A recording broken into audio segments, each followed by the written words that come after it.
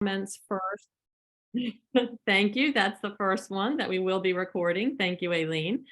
And so if you would, please keep yourself muted during the presentation and drop any questions you have in the chat, and Parker will field questions at the end of his presentation. With that, we will move on to a brief discussion of upcoming events. And I will turn it over to Lynn, who is going to talk about our HCAN calendar for 2023. Thanks, Anne Marie. First of all, did anybody have anything that for the good of the group? Something that's coming up, like Catherine's, anything that's time sensitive, that your organization might be sponsoring, that others on this call might be interested in. If not, oh, you've got one, Aileen. You do have one. Hey, just really quick, and I don't know if Parker's thinking about, but Parker's carrying some great bills on this. So if he can add that in his, I don't know if he's planning on adding that, but those are really important. So I just wanted to remind Parker to please share those if he doesn't already have them. Some good conservation bills. Okay, thank you, Aileen, for that reminder. So for HCAN in 2023, we have decided to go, the board has decided to go to an every other month Zoom call format. It's just a lot to keep up and put together presentations for every month. It was a great thing to do for our first year, but we will be January, March, May, July, and so on. And very shortly, if not already, those dates, you'll have those dates for the year on the website, right, Anne Marie? Are they out there yet? They are on the website, yes. Beautiful. What tab are they under? They are both on the home page and on the Get Involved tab. Okay. Thank you for doing that. It's Absolutely. Not the only thing that we will do. We certainly do intend to do at least a couple of in-person meetings, probably a candidates forum, that kind of thing. But those things will be in addition to our regular every other month Zoom. So anyway, hopefully that will work for you all as well. And thanks for putting that out there. Let's see, and that's all I had on that one. Thank you. All right, thank you, Lynn.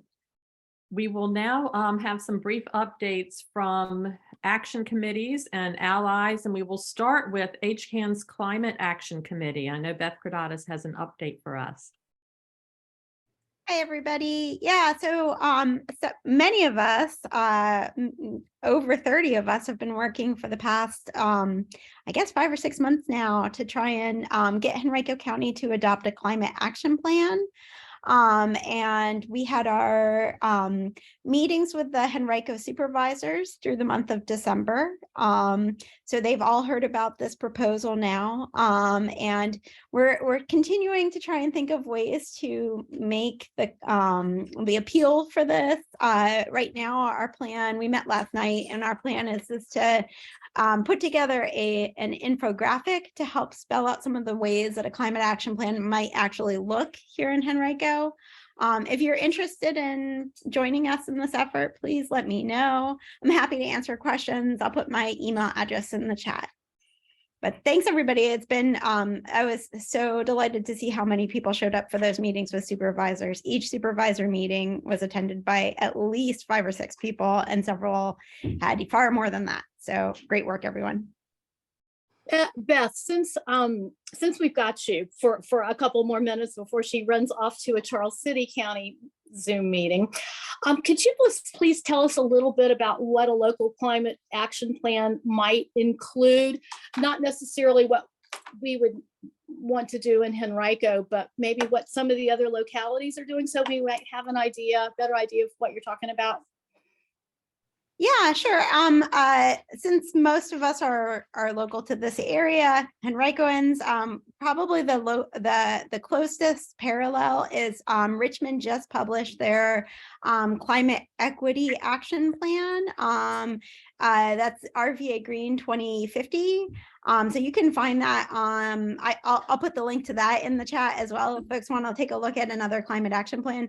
Basically, these are meant to be proposals that help a community address both ways to reduce carbon emissions, so be more responsible community partners in the work on climate change, but also to get ready for and to cope with the already occurring consequences of climate change, to make sure that that our counties have all of the infrastructure in place so that they can address all of the challenges like, you know, stormwater drainage issues, flooding, extreme heat, impacts to agriculture. I mean, the list can go on and on. So usually they start with an inventory of greenhouse gas emissions, so you get a sense of like just how big of a problem it is, where that problem is coming from the county.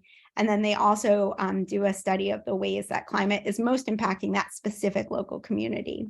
So I hope that gives folks a little bit of a sense of the big picture. But yeah, each community, if they're done properly, it really tailors it to the concerns of that community. So Henrico's would look a little different than, you know, Richmond, because we're not a city, we're a county. So. Thank you so much, Beth. Catherine Tucker, did you have a question specifically for Beth?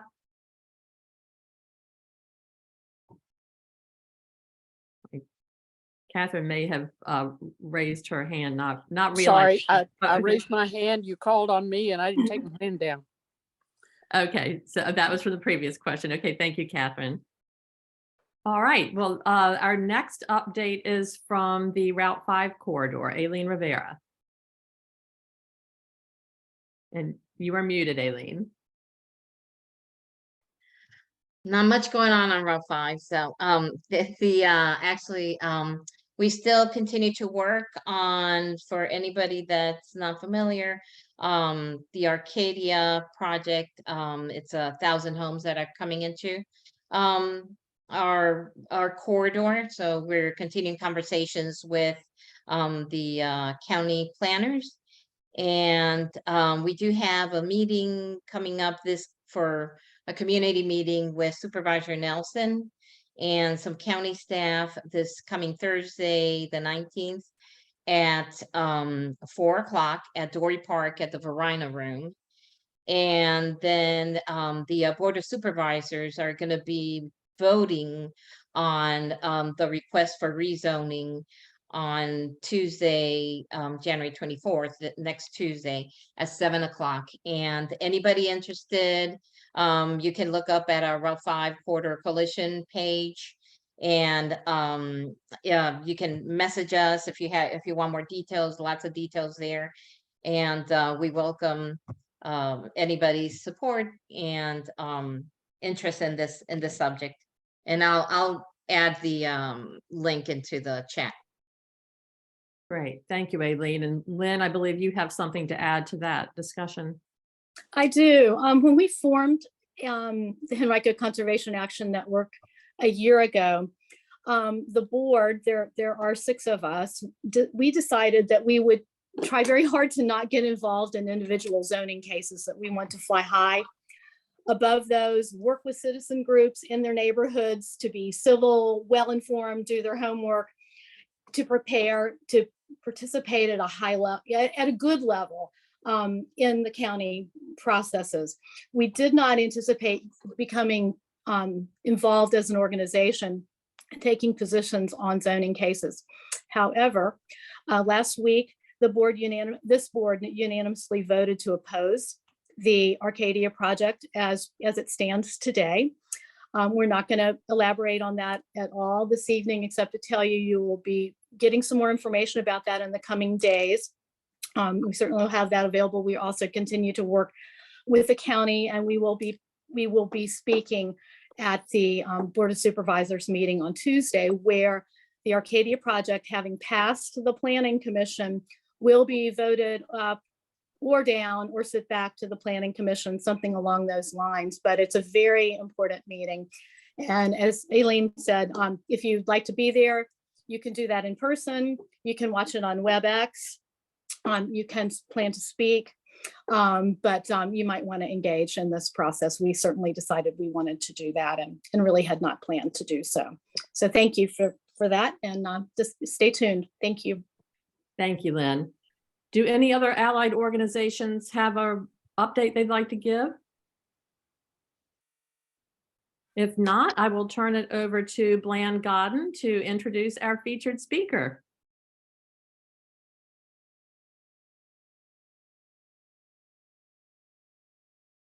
Aileen, are you going to put up that screen?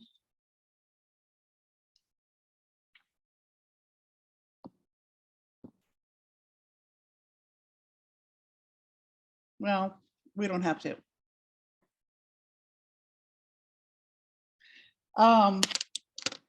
We had a screen that we were going to put up, which was strategy 1.5 from the, here we go, from the Henrico County Route 5 corridor study, support conservation easements along the corridor. And our speaker tonight, Parker Agelasto, has been helping us to do just that. Parker is the executive director of the Capital Region Land Conservancy, and CRLC has conserved over 13,000 acres in our capital region under his leadership. So thank you, Parker.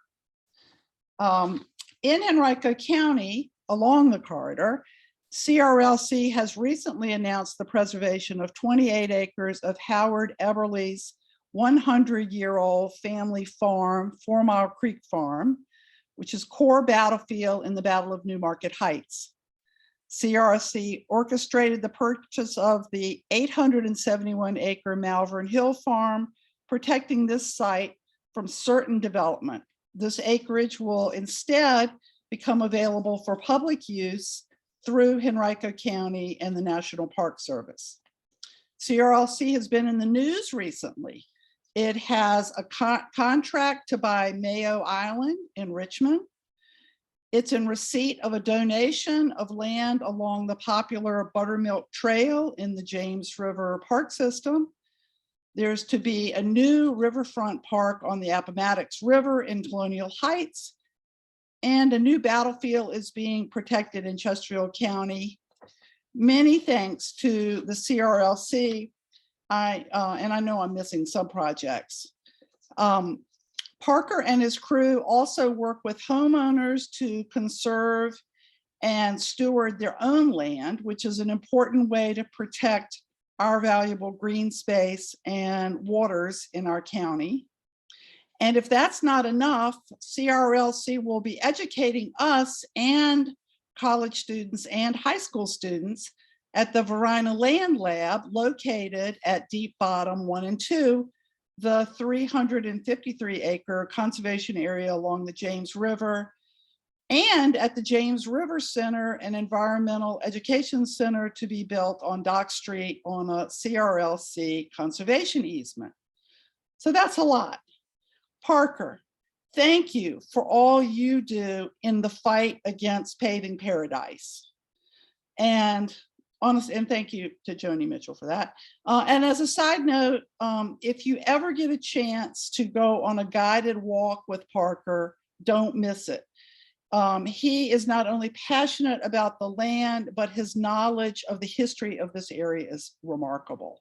So with that, I will turn it over to Parker. He is speaking. He's just brought a lot of maps, talking about mapping conservation in Henrico County. Thank you, Bland. You're welcome. And I'm gonna share my screen if y'all don't mind and pull up my slides. And I'll mention one thing. Bland just went through all of the various projects just in the last really year, other than Malvern Hill. But there was one project that has been completed thus far in 2023 that I want to articulate as well.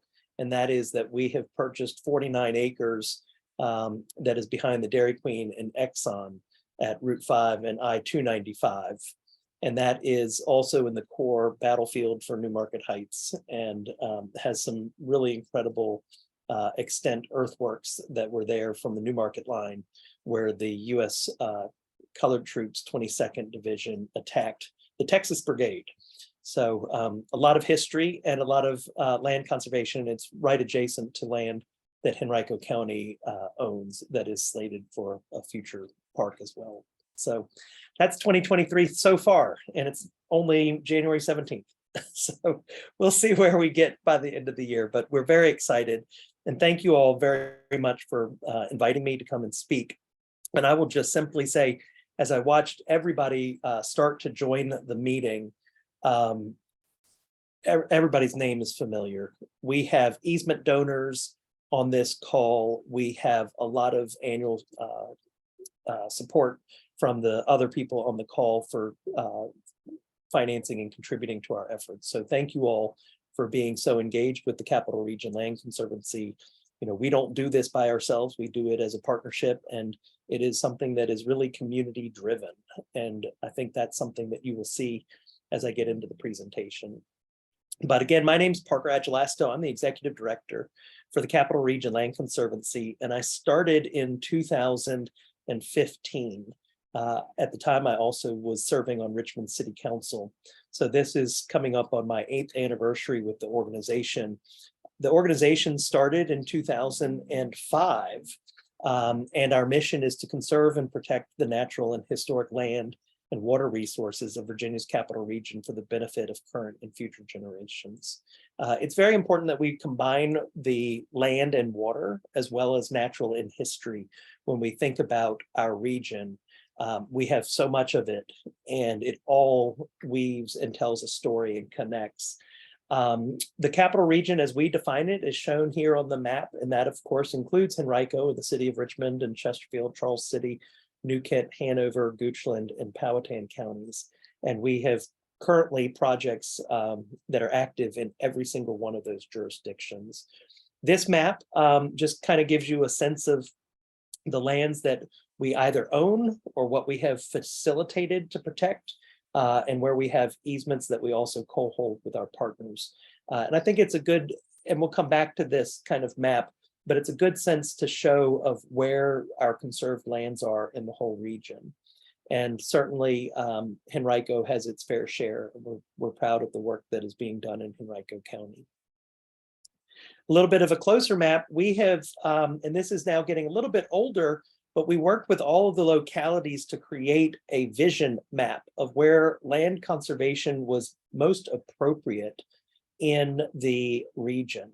And we worked through their comprehensive plans, and we worked through talking to planning staff and put together this regional composite to show kind of our vision, and that was consistent with the comprehensive plans at the time. And I've highlighted here in a slightly different color just to articulate, at least for Henrico County, the area that we know that has been generally supported for land conservation. And this will come back up when we go through some other maps, but that's mostly east of 295 and south of Interstate 64. That's been the area, and you can see that between all of the many efforts, there's become a large cohort of protected lands in that general area. But for Capital Region Land Conservancy to date, I know that Bland had mentioned that we have facilitated over 13,000 acres of land that has been permanently protected, but specifically, we have a legal obligation and hold 12 conservation easements. And here's a breakdown. And also we co-hold easements. And one of our great partners in Henrico is the Henricopolis Soil and Water Conservation District that we co-hold. I believe we are now at 8 conservation easements that we co-hold with the Soil and Water District for the county. We're really pleased and proud of that relationship. We've also facilitated other easements through partners. So when we purchase a property like the land behind the Dairy Queen that has historic resources, we're then turning around and donating the conservation easement to the Department of Historic Resources. So it's not really a Capital Region Land Conservancy easement. It becomes something that has been facilitated, just like we did with Malvern Hill. Capital Region Land Conservancy no longer has any legal interest in the Malvern Hill property because we facilitated other conservation easements, and transferred the land. And we're nationally accredited, and this is something, you know, schools are accredited, hospitals are accredited, police departments are accredited. You know, it is a real distinction, and we're very proud to meet the highest standards and practices for land conservation. It means we have over 120 individual policies that we adhere to in all of our work. But I wanted to get into a little bit more specific about a strategy that we have deployed to be more proactive in protecting land. Conservation easements are great, and landowners can donate easements, but we've realized that if we're going to meet certain goals, then we need to be a bit more proactive. And here's just a simple list of lands that we have acquired. And in many cases, these are lands that we are facilitating for there to be a long-term owner that is not the Capital Region Land Conservancy. So we have worked with Henrico County to create new parkland. We have worked with the city of Richmond, Chesterfield County, and most recently, we actually got a call from Hanover County Parks and Recs asking for our assistance in securing additional parkland for them. But here you will see in Henrico County, we have 39 acres on Longbridge Road. We also have the 353 acres that we call the Verina Land Lab at Deep Bottom, the newly acquired 49 acres that is there at Route 5 and I-295, and then 4 Mile Creek Farm, which is Howard Eberle's property that he donated to us earlier last year. Now, getting into understanding about land conservation and goals, you might have heard a little bit about the 30 by 30 initiative. And just in December, 191 nations have signed a pledge to conserve 30% of the land and water on the earth. 191 nations have signed a pledge to conserve 30% of the earth by 2030. This map shows where the United States was in 2022. I don't have a more current map, but it shows that in our country, we have conserved 13% of our land and 19% of our ocean waters. And that's a little bit of a different prospect, but there's a lot of conservation that needs to happen in our ocean waters as well. So there's a combination here.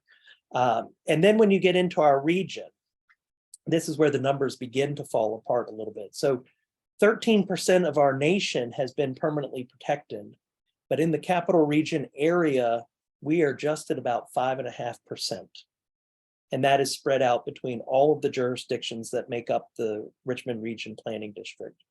And here's just some statistics for each of those jurisdictions, as well as the breakdown as to who is conserving what land in which jurisdiction. So for example, we have national battlefield parks. That's federally owned land. We have state parks. And then we have these private conservation easements and also land that organizations like the Capital Region Land Conservancy own. From a statistical comparison, just on a percentage basis, you know, Henrico is actually doing better than most of the other jurisdictions. Charles City has done the most. 8.5% of Charles City County is permanently protected. Chesterfield and Henrico are right about the same with the city of Richmond at kind of that median of 6.2 to 6.4%. So I think, you know, the big localities are doing their fair share. Hanover still has a long way to go, but Hanover is the largest landmass jurisdiction, and it's got plenty to work on. And I think we're finally seeing some activity in Hanover County. But specifically to Henrico County, and this is a map that we shared with HCAN for some of their tabling, and we're happy to continue to share mapping. This kind of shows from a Henrico County perspective where the land is that has been permanently protected. Most of the land that you see in the western portion of the county, that is considered that kind of light green and dark green.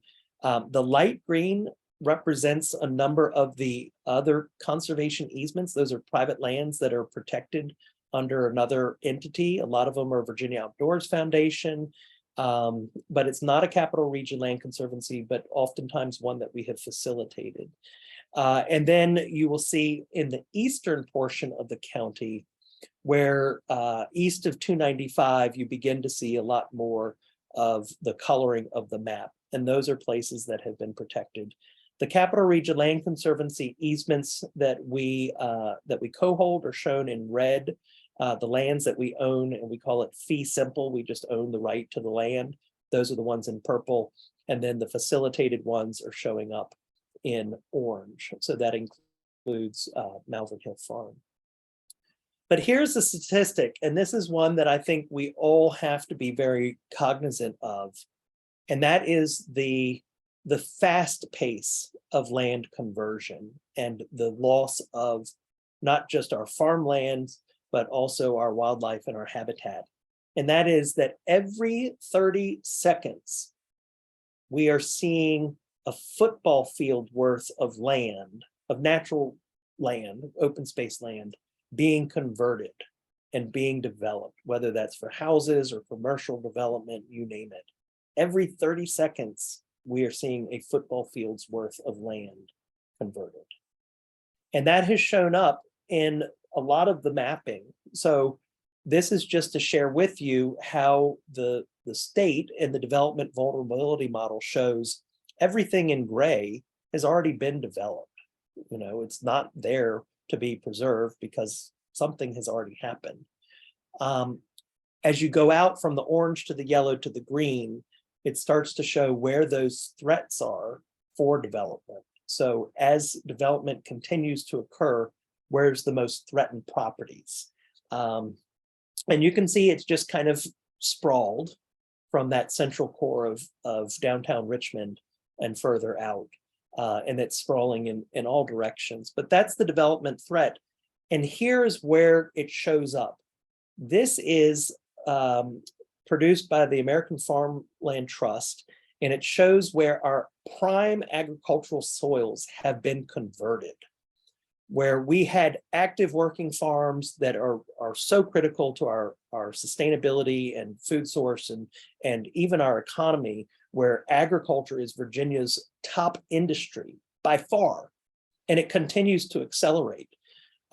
Forestry is the third top industry, and tourism is number 2. So when you look at this and you start to say, gosh, we're losing industry, we're converting our top agricultural economy to a different economy. Well, that's just been going on for a long time. So we're seeing it show up with the conversion of prime agricultural soils and continuing to expand that development vulnerability model. And additionally, you can see it in our ecology and where we have had ecological cores, places that are very strong for biodiversity, for sustaining wildlife and many species. You know, when you look at this map, the yellow and the orange are where you get a lot of different species counts. And what I'm going to just show you through the next 3 slides is how we have lost and disrupted our ecological cores. This was put together by the Regional Planning District Commission when we were looking at green infrastructure. So 2000, 2007, and 2013. And I'll go back just so that you can see what has happened to the ecological cores over time. And you can see that yellow dissipating and becoming green, and even loss of so much more. It's sustained largely along our rivers, mostly the Chickahominy River, mostly the Pamunkey River, a good portion on the James. And so again, when we look at our ecology and the cores, we're back to looking at kind of that eastern Henrico section. Now, when it comes to the public and the public's desire to see land conservation, you know, we are seeing this complete bipartisan support saying, yes, there is a need to do this. When I mentioned the 30 by 30, 54% of the public say we need to protect 30% of America's lands and oceans by 2030, 54%. But when you actually say, you know, should there be strong support for that argument or somewhat strong support, you can see here where we get into the 70% and 80% across the board when you add strong support and somewhat support. So from the general support, you can see it's very bipartisan. And even most recently, VCU's Wilder School just put out their findings from their Commonwealth poll, and it shows that between 73 and 85% of the community want to see a plan that provides for more green space and clean water. This is something that they're saying we want our government to take a more active role in providing this. And it's not just a status quo, but it is to create more. So there is this public drive to see that happen. Now, what is our role in that is being a land trust? You know, a land trust is a place where you put something of value. And so we work with private landowners to try to help protect their valuable assets, their real estate, their land that they have cared for, whether it be a working farm, whether it have important ecology and biodiversity, whether it's good for water quality, etc. Well, it has to be something that is voluntary for a conservation easement. It must be a voluntary act of the landowner. And the second bullet is one that I'm going to highlight a little bit more. It must, I put the word comply, I think the state code says conform with the local comprehensive plan. So that's why we make sure that we're talking regularly with the planning department. And it's great to see Rosemary Deemer from Henrico County on this tonight, because she is our point of entry for all of those conversations that we have with Henrico County. And Rosemary does a great job. It has to be a written legal instrument. It becomes a deed, and it is recorded in a courthouse to make it effective. There are other sections of the code that talk about qualified entities. We're a qualified entity, both in the federal IRS regulations as well as in the state code. And everything that is being protected by that conservation easement must be specific. And there are certain conservation values that are described by code that we then have to meet and articulate how we are protecting those in the conservation easement. And so a private landowner could do this voluntarily, but there's so much public benefit that comes with a conservation easement. You know, they help us protect and improve water quality. All of our easements have requirements for buffers on any stream or any kind of water feature. It helps to protect the cultural and historic sites that are so prevalent in our region. And I'll go through a lot more of that in detail later. It helps us to keep our working lands, those farms and those forests, keeping them for future production. You know, and when we think about, we have timber plants and paper plants that are operated at West Point and in Colonial Heights and in Hopewell.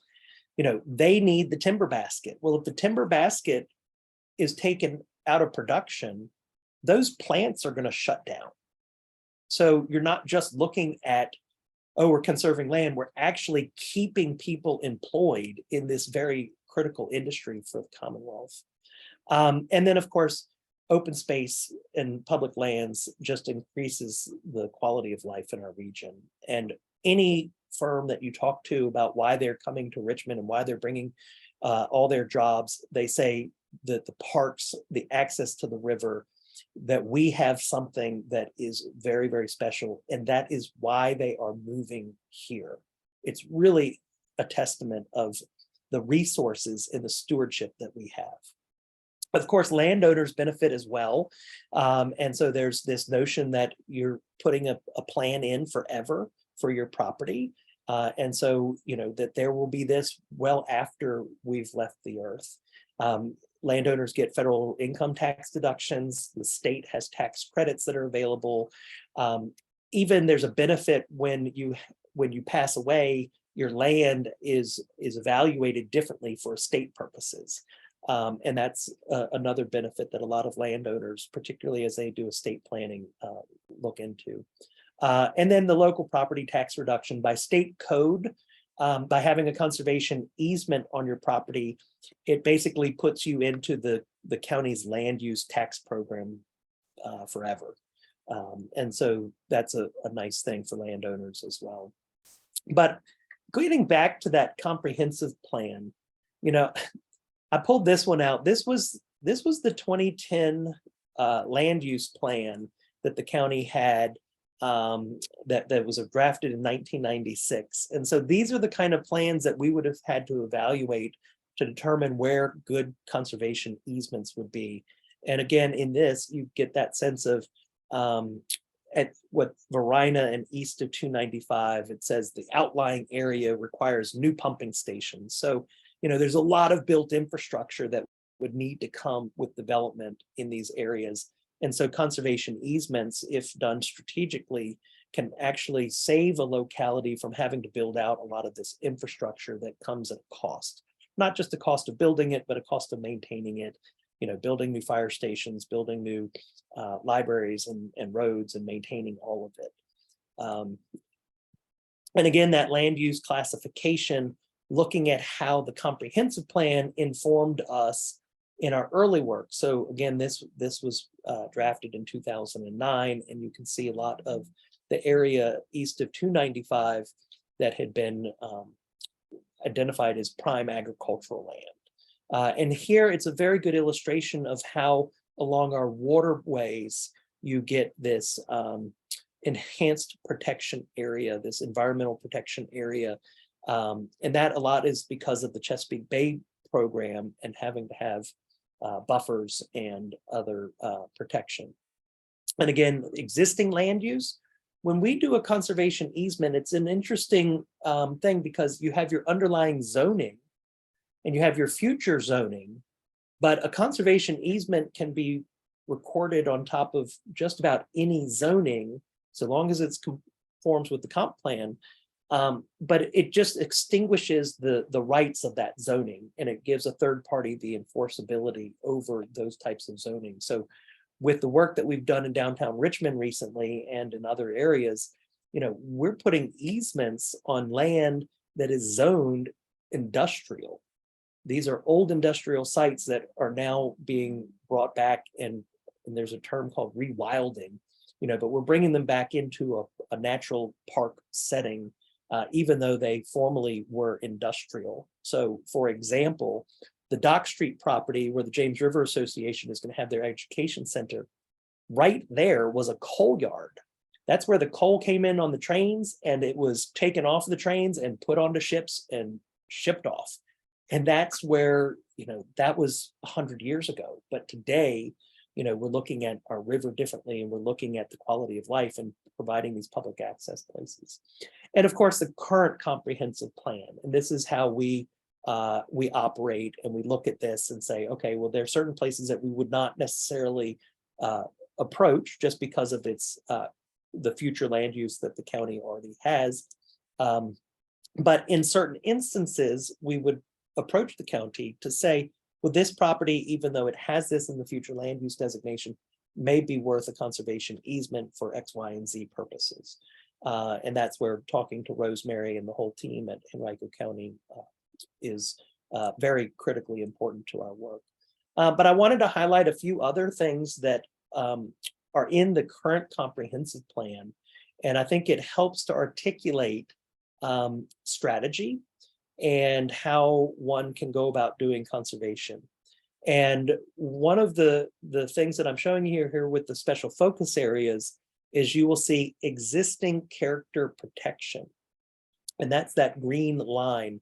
That's that Route 5 corridor that was talked about at the very opening of this, where, you know, support conservation easements along the Route 5 corridor. Well, you can see it's not just the Route 5 corridor, it's the Osborne Turnpike corridor as well. And it's kind of generally along the river in the whole eastern portion of Henrico. So there's also a section on River Road, and that is because it too has been deemed a scenic road. But that's how comprehensive plans can be used. I'm going to skip over some of these older ones just because I already talked about the zoning. To get into some other components of the comprehensive plan. So there's a requirement that certain environmental conditions be shown on maps in the comprehensive plan. So in this instance, this is showing you kind of where the wetlands are, where the flood zones are, And another component that is important here is something called slope over 15%. We call them steep slopes. And those are grades of elevation change where, you know, development may contribute greater to runoff in those general areas. And that's just something to be mindful of. Sometimes they get classified together with highly erodible soils. And then another one here that Henrico has provided is what is the Chesapeake Bay resource area? So these again go to the Chesapeake Bay program and places that by code, you know, should be preserved. There are ways of mitigating and dealing with certain stuff. But, you know, ideally it's to just show the resource protection area and the resource management areas that have been defined. And those apply to Henrico County because Henrico County under the Chesapeake Bay program is classified as an urbanized community. And it's because it looks at the whole county. Now, this is a fun place for you at home to be able to go and look at conservation values, particularly on your own piece of land. But the state, the Department of Conservation and Recreation has put together the Natural Heritage Data Explorer. And I know Irv Wilson is on this call, and Irv was kind of, when he worked at the state, was the guy that got all the inquiries then anytime we would put in a project into the database. But this is a really incredible mapping tool, and we're so fortunate to have a state that not only puts together these maps, but to make them available to the community and the public to explore on their own. And there are models here that that I just kind of put stars and brackets next to show you, you can look at where all of the existing conservation land is. You can look at what is called Conserve Virginia, which prioritizes the state's top 10% of land to be protected across 9 categories. And then separate from all of that, we have different models. So I showed you the development vulnerability model already, but there are things about rare species, there's ecological cores, et cetera. And I'll go through and just show you a few of those maps just to get you oriented. And Lynn or Bland, you all just pull the cord on me when I'm out of time. I want to make sure that people have time to ask questions. But all of these maps, you can get them by going into that Van Hyde system, the Natural Heritage Data Explorer. But this again just shows where the conserved land is for Henrico. And if you all can see my cursor, you really see this concentration with Presqu'île and then all of this around the Malvern Hill and Glendale battlefields. And then again, where the county board just had a presentation to do a trail that would connect from Dory Park all the way down to Deep Bottom Park. So the 353 acres that Capital Region Land Conservancy owns becomes part of that. In that Conserve Virginia, when I mentioned the top 10% of the land across the entire Commonwealth to be protected, that's what this shows. Henrico County in its eastern portion has so much of the top 10% of land to be protected in Virginia. Same thing goes to Hanover. And I'll show you a lot of it is because of how our federal government has declared the battlefields as important historic resources. So anytime there's a permit that the federal government is being asked to evaluate, it goes through a Section 106 process because of these battlefields having been mapped and having been shown as important resources to protect. Now, you can see here, this is the top 10% of agricultural and forestal lands to be preserved. Henrico, you know, those core agricultural lands have just started to really disappear. That's the conversion and the effects.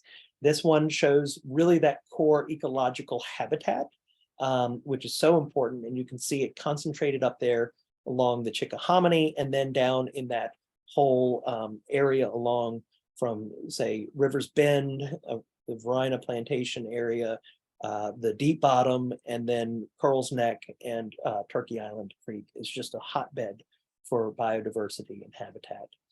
There are models for flooding and flood resiliency. And that is where some of the funding that we've recently tapped into, for example, with Mayo Island, it's flood resiliency to be able to acquire an island that's between 2 flood walls and to restore it back to some natural spaces. here's where all those battlefields come into play. And it's not just the battlefields, but you can see that downtown Richmond and so much of Richmond is showing up as part of the top 10%. And that's due to all of the historic districts and the contributing structures that are constitute a historic district help to make up the need for that kind of historic preservation. But for Henrico, largely it is the battlefields and mostly concentrated there in that kind of east of 295 and down towards the river. Scenic roads, scenic byways, scenic rivers. There are layers there. So you can see Brook Road is a scenic byway. You've got, obviously, with Route 5, you've got the Capital Trail. All these things contribute to the scenic qualities. And so there's a desire to put conservation easements in along those routes, just as the Route 5 study supported. This one is a different layer, but it's a very important layer to show. And you'll see it shows up in Eastern Henrico, but these are actually lands that the federal government, the National Park Service, has congressional authority to acquire, but they have not yet acquired. So you can still see that there's some lands around the Park Service up in the kind of Willis Church, Carter's Mill Road area. And then you'll see where Newmarket Heights Battlefield is along Route 5. And then down at Fort Harrison. There's also water quality improvement. This just talks about conserving land upstream so that any runoff, it just helps to improve water qualities that are downstream. And like I said, those are all of the Conserve Virginia layers, top 10% of land to be preserved in the county. I'm going to run through a whole nother set of maps very quickly just to show you, documented element occurrences. And this is the area that Irv really highlighted in his work at DCR. And that is to show, well, we know about threatened and endangered species, both the plants and the animals. And here are the places where they have been documented and therefore become very important areas to protect because of the status of threatened and endangered species. So you see Curl's Neck, you see a lot of that deep bottom area. And then again, some highlights elsewhere. And then these are conservation sites and stream conservation units where, yes, there's been some documented element occurrences. And this is a little bit of a broader, this is the area around it that should be protected, or these are the streams and waters that contribute to the health and vitality of the habitat for those threatened and endangered species. So this is, again, a tool for us at the Capital Region Land Conservancy to evaluate, are these places that are so sensitive ecologically that they need protection? And again, more models just talking about the number of different species that are showing up that are threatened and endangered. And then this gets back to that ecological core that I showed you, the 2000, 2007, 2013. Well, this is 2022. So it gives you a sense of how much we have lost.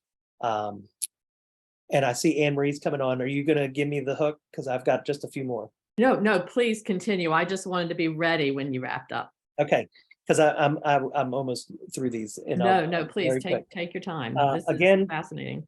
Yeah, so again, natural land networks, this is about where our land animals are able to navigate safely. I know there's been a lot of interest from this group on wildlife corridors and having this new program with the state where they're trying to work with VDOT on these wildlife corridors. Well, these are the natural land wildlife corridors that are still connected for the wildlife to navigate. And if you break it off, they will not be able to connect through these areas. These are the forest conservation places that's important to preserve forest land. Again, water quality. Another way that we look at things is who has access to the outdoors, the outdoor recreational model, and who needs more outdoor access. You can see the western portion of Henrico is crying for more access. There's a high need, and it's based on the number of people and the acres of available land that they can go outdoors. And then back to cultural resources, et cetera, and farmland. Again, this is not the same as the prime farmland, but this calculates not just good farm soils, but proximity to market. And so the fact that you can get to a producer and get to the places that you need to. Again, scenic rivers, I already talked about that. And then I'm going to shift, and this is where I'm going to end with these last few. And I can see Anne Marie's head cocked, and I hope you don't have to cock everybody's heads, but this is the John Smith map, right? And so we go back to these historical maps to better understand other resources that really aren't yet mapped. It's hard to kind of pull together the whole history, but this just shows kind of Henrico County. I tried to bring it back to that side view to show where John Smith had mapped and where were the communities that were important before the English settled the area. And then again, you can go to the 1753 Fry Jefferson map, and a lot of those names continue. And I'll give you one quick segue on the Varina Land Lab. And that patent is in the very first patent book for Henrico County, and it talks about the boundaries of the property. And in that description of the property, it refers to Powhatan's tree. And Powhatan's tree goes back to a reference to these bronze plaques that were mounted on large oak trees to signify the treaty between the 1614 treaty between the Powhatan nation and the English settlers. By the 1630s, in the land records for Henrico County, that reference to Powhatan's tree in the legal description of the property is wiped away. It's no longer being referenced, even though we know that this land was settled and very important to the Arahatic peoples. But it goes away because that's in the middle of all the wars that were happening between the settlers and the native people. And then, of course, there's a lot of Civil War maps, and this is just a Civil War map of the entire county, showing where the defenses were and how the city of Richmond was set up for protection. And so we look at those things because oftentimes, you can find earthworks and they're fragments. And the county has done a pretty remarkable job of, when there are fragments of earthworks, to have them protected. I mean, there's even over by Bryan Park, there's like little sections of earthworks that the county has locked down with conservation protection. So, I just wanted to show those maps as a way of saying we look at a lot of different resources that may not be readily available. So with that, Anne Marie, I'm kind of done with the maps and the discussion, but I wanted to highlight we look at everything when we go to look at a property to protect it. And it's important to make sure that those natural and historic resources, the land and the water resources, are treated equally in the eyes of a conservation easement. And a lot of landowners really value the fact that we go into such a deep dive, and they learn a lot about their land in doing it. Wow, Parker, thank you so much. That was absolutely fascinating. The data and the tools, and just so important for us to be aware of that. Does anybody have questions? I don't see any in the chat yet. We can probably take some with raised hands until it gets a little unruly, and then we can ask you to drop them in the chat again if we have too many hands raised. Who's got a question for Parker? Well, I see one from John Montgomery. Oh, here we go. Yeah. How and why do you choose to co-hold an easement? And that's a very good question, John. And it's a legal reason. So in Virginia, there's a statute that says,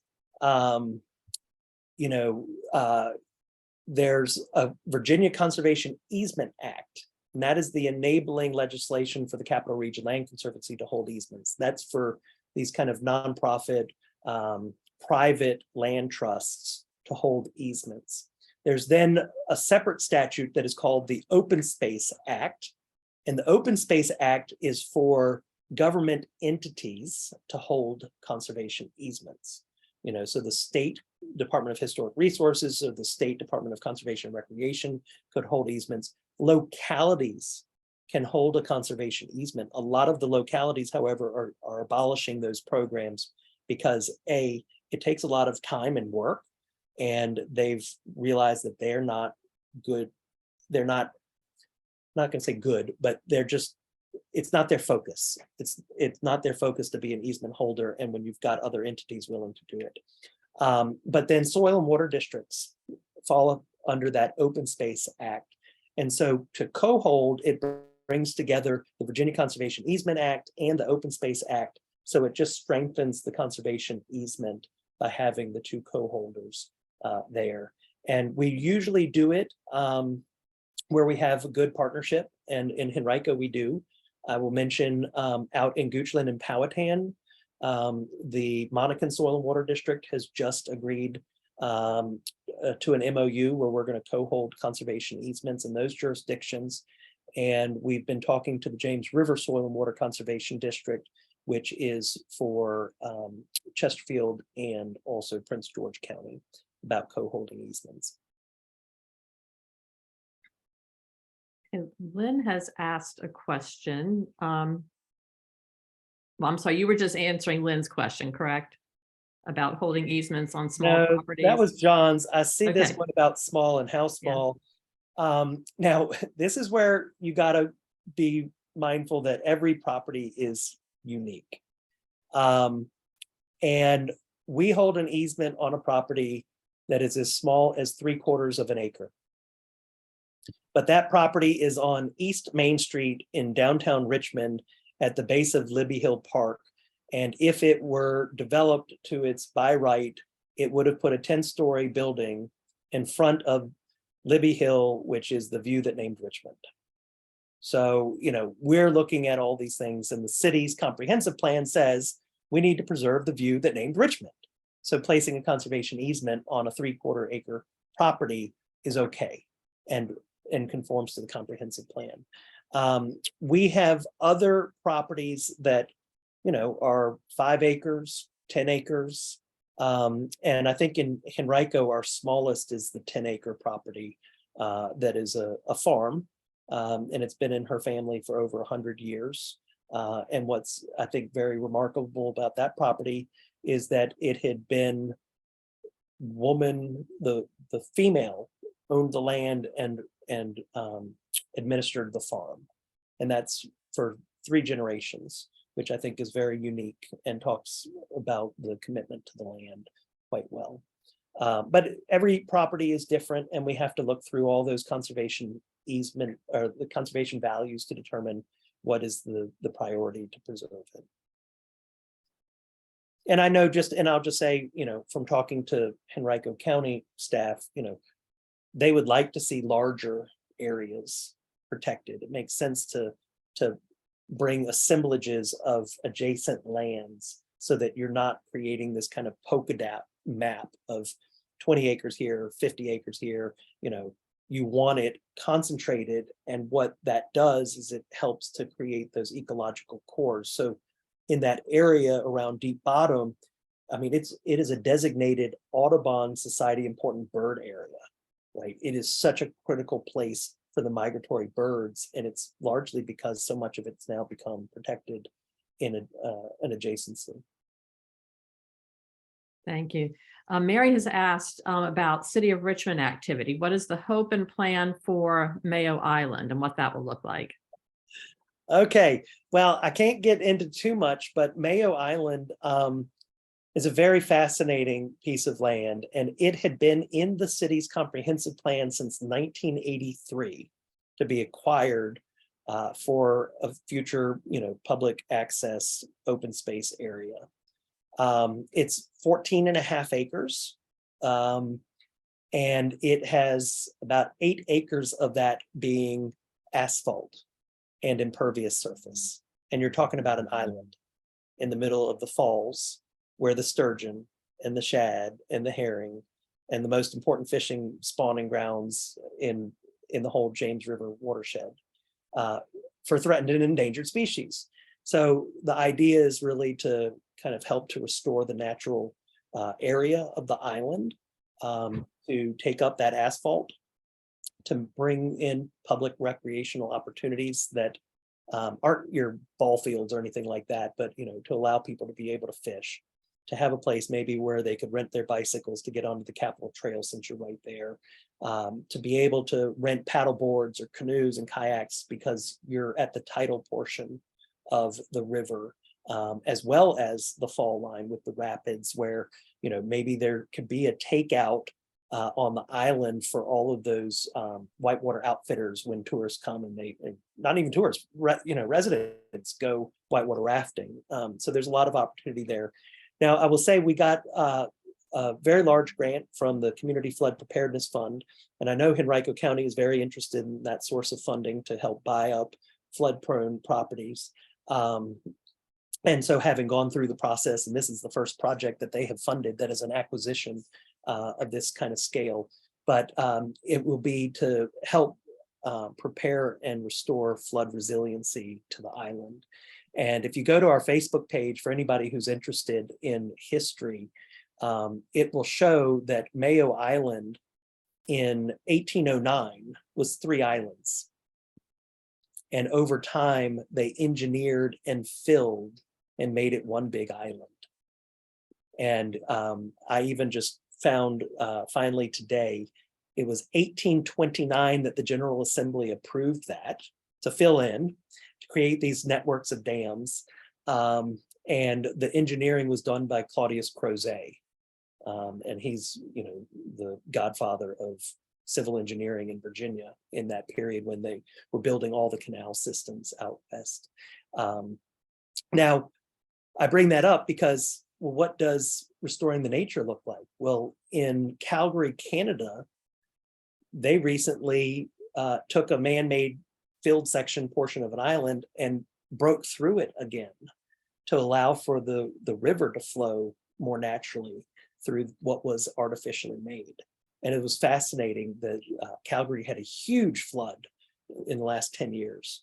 Did huge amount of damage, but this area that they had kind of worked on their islands, it actually did quite well. So there's a lot of questions and thoughts, how the island could be restored to its natural habitat. But it's a neat project for sure. Any more questions for Parker? Let's see. As a former city council person, what are the pressures elected officials experience from housing and business developers and others that might prevent momentum to conserve land and water? And how can residents speak and act effectively to counteract those pressures? Great question. It's a great question. So you got to look holistically at the comprehensive plan.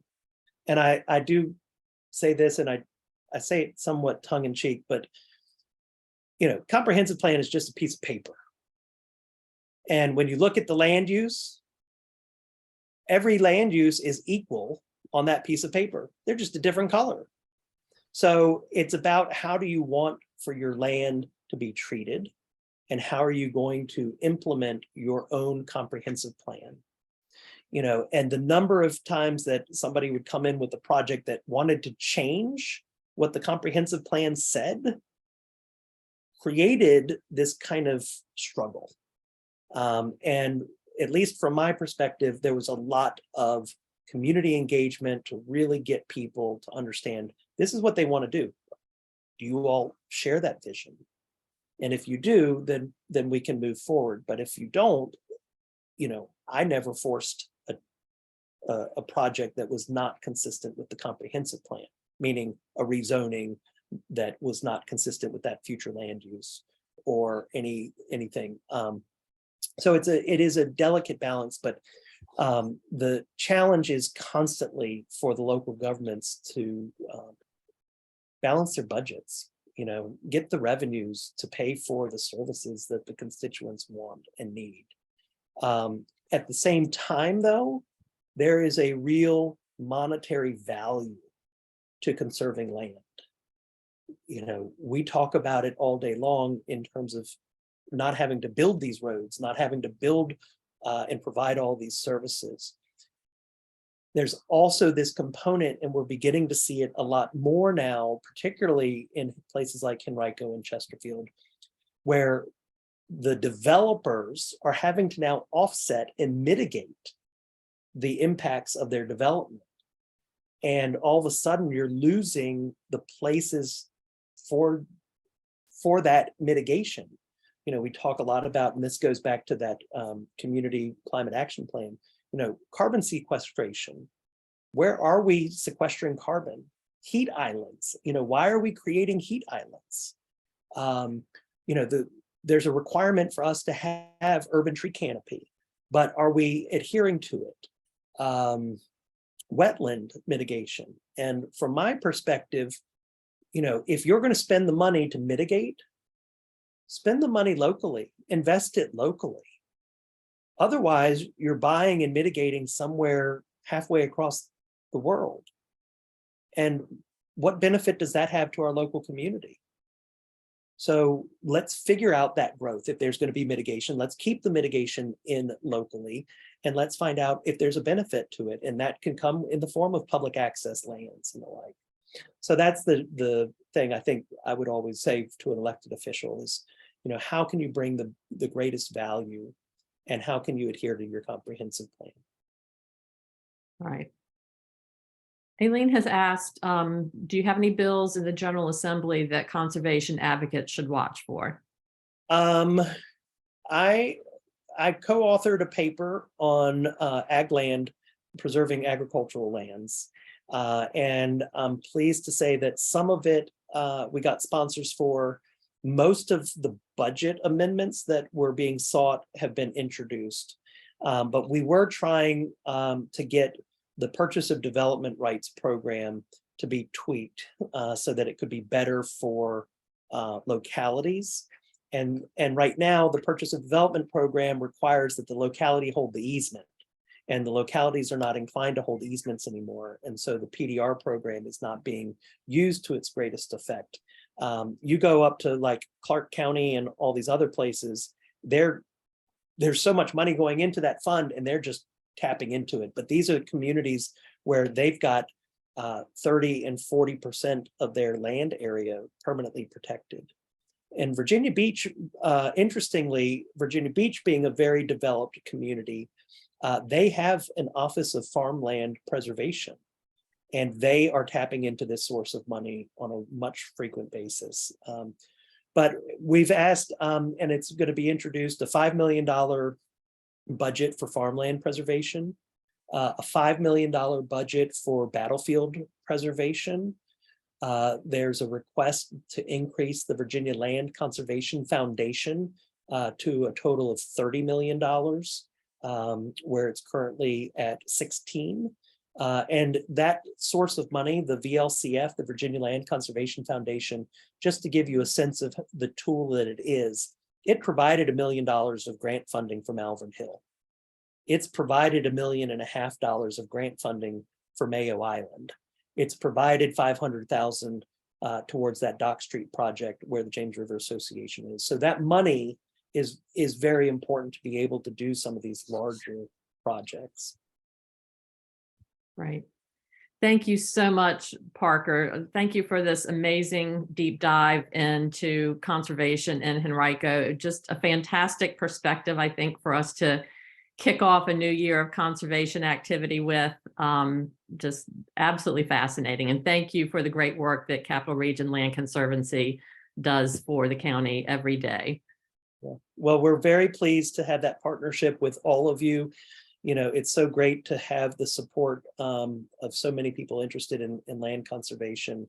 And like I said, you know, Henrico, they're there to be, you know, a resource and a partner and following up on the comprehensive plan. So as you all go forward with the updates to the comprehensive plan, you know, think about this and how it works. And if you prioritize land conservation, then make sure that it's reflected. Absolutely. Thank you so much. And thank you all for being here and helping us kick off a new year of conservation activity in Henrico. As we mentioned, our next meeting will be in March 15th on agriculture in the county.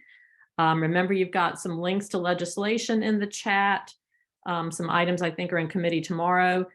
And we hope to perhaps see some of you at the January 24th Board of Supervisors meeting if that particular zoning case is something you're interested in. Watch your email and Facebook and our website for more information on how you can participate in conservation activities here in Henrico. And with that, we will say good night. Thank you, Parker. Thank you very much.